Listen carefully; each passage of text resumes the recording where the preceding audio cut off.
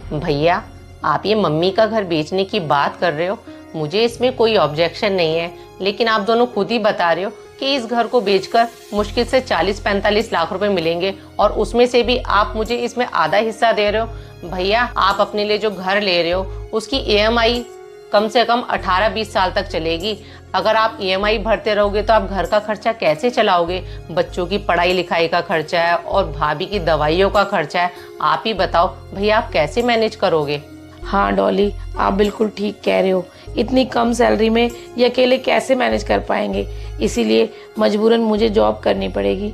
15-20 हज़ार की कहीं ना कहीं नौकरी मिल ही जाएगी, कम से कम घर की ईएमआई तो निकलेगी।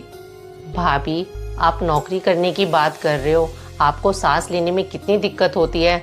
आप घर से बाहर निकलोगे, आपको बहुत प्रॉब्लम होगी और ऊपर से आपकी दवाइयाँ भी चल रही हैं। चलो, एक बारी को मैं मान भी लेती हूँ कि आपको मजबूरी में नौकरी करनी भी पड़ेगी। अब आप ही बताओ, अगर आप नौकरी करोगे तो पीछे से दोनों बच्चों को कौन संभालेगा? अभी बच्चे कितने छोटे हैं आपके।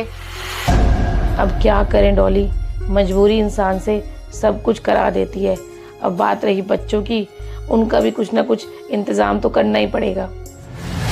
भाभी, भैया, आपको मेरे होते हुए ज़्यादा परेशान होने की ज़रूरत नहीं है।